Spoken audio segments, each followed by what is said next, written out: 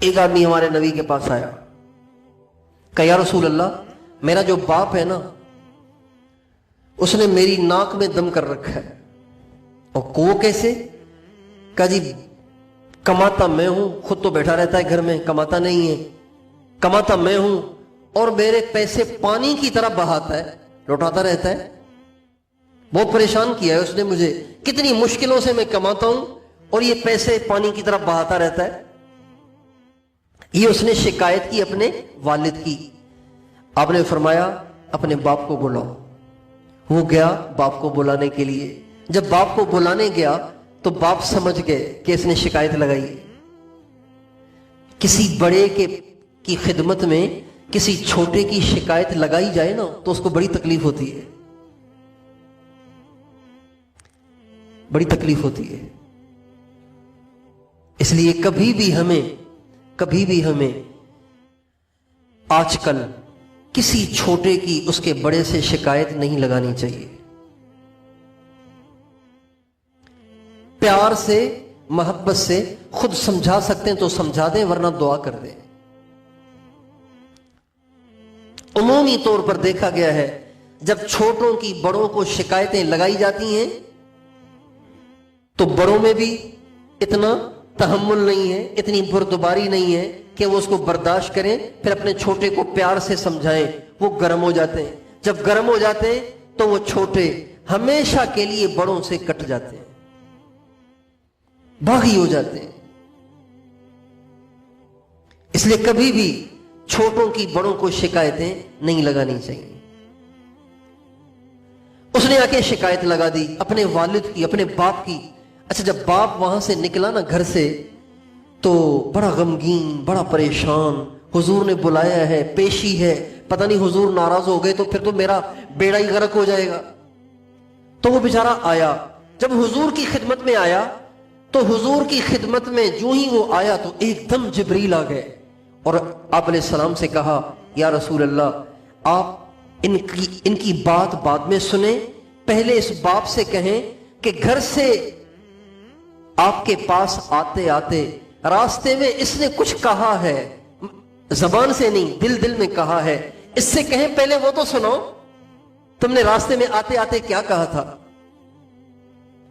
تو آپ علیہ السلام نے اس کے باپ سے کہا بھائی جب تو گھر سے چلا تھا تو یہاں آتے آتے تو نے کیا کہا تھا؟ کہ یا رسول اللہ میں نے تو کسی کو بھی نہیں سنایا، کسی کو بھی نہیں بتایا، میرے تو پاس بھی کوئی نہیں تھا جو سنتا، یہ تو میں نے دل میں کہا تھا بے شک آپ نبی ہیں، اللہ نے آپ کو یہ بھی بتا دیا۔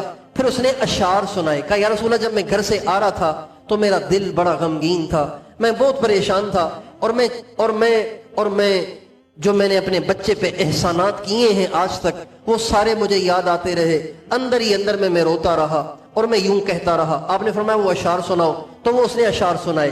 اس نے کہا غزوتک مولودا ومنتک یافعا تعل بما اجنی علیک وتنہل اذا لیلۃ ضافتک بالسقم لم ابد لسقمک الا ساہرا اتململ فلما بلغت السن والغایۃ التي الیہا مدا ما کنت فیک اؤمل۔ میرے بیٹے تجھے وہ زمانہ یاد نہیں رہا؟ کیا تو بھول گیا اس زمانے کو جب میں دنیا جہاں سے مٹی چھان چھان کر اور تیرے لیے محنتیں کر کے تیرے لیے روٹی کا انتظام کرتا تھا، تیرے لیے دوائی کا انتظام کرتا تھا، تیرے خرچے اٹھاتا تھا؟ میں نے اپنی جوانی لگا دی تیرے پیٹ کو پالنے کے لیے، میں نے اپنی جوانی لگا دی تیرا پیٹ پالنے کے لیے۔ اور اذا لیلۃ ضافتک بالسقم لم ابد، جب کبھی تو رات کو بیمار ہو جاتا تھا تو میں ساری رات ایسے تڑپتا تھا جیسے بیماری تجھے نہیں بیماری مجھے ہو گئی ہے۔ اور میرے بیٹے جب تو اس عمر کو پہنچا جس کا مجھے انتظار تھا کہ اب میرا بیٹا بڑا ہو گیا ہے، اب مجھے کما کے کھلائے گا، میرے ارمان پورے کرے گا، میری خدمت کرے گا، مجھے کندھے پہ اٹھائے گا، میرے بیٹے جب تو اس عمر کو پہنچا تو تو نے نظریں پھیر لیں، تیرے تیور ہی بدل گئے، تیرا انداز ہی بدل گیا، تو میرے سارے احسانات کو ہی بھول گیا، اور تیرا میرے ساتھ وہ رویہ ہو گیا جو رویہ کسی مالک کا اپنے نوکر کے ساتھ ہوتا ہے۔ پھر کہنے لگے بیٹا اگر تو میرا باپ ہونے کا حق ادا نہیں کر سکتا تھا تو کم از کم تو اتنا تو کر لیتا کہ پڑوسی جیسا ہی سلوک کر لیتا۔ पड़ोसी के साथ भी तो अच्छा सलूक करना चाहिए।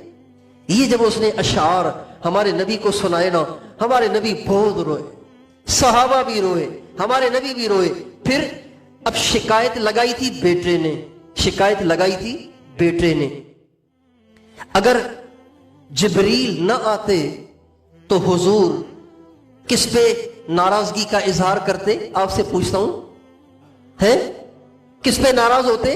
बाप पे नाराज होते। भाई तू क्यों इसको परेशान कर रहा है, क्यों इसका माल खर्च कर रहा है, क्यों तुम इतना ज्यादा इसके माल को जाया कर रहा है? हुजूर उसके बाप को डांटते। लेकिन अल्लाह की तरफ से फेवर किसकी हो गई? बाप की हो गई, अल्लाह की तरफ से। यानी यूं समझे गोया बेटे ने तो मुकदमा दायर किया हमारे नबी की अदालत में, और बाप मुलजिम बनकर पेश होने लगा, तो अल्लाह वकील बनकर गोया बाप की तरफ से हुजूर के दरबार में आ गया कि हुजूर बाप को कुछ न कहें, इस बेटे को समझाएं कि इस बेटे का रवैया अपने बाप के साथ ठीक नहीं है। चुनाचे आपने बेटे का गिरबान पकड़ा और उसे घसीटा और फरमाया, इज़हब अंत व मालुक ले अबीक, दफा हो जा यहां से, तू और तेरा माल तेरे बाप ही का तो है। तो हुकूकुल इबाद, सबसे बड़ा हक हमारे नबी का, अहले बैत का, सहाबा का, फिर मां का और फिर बाप का, और उसके बाद अपनी औलाद का।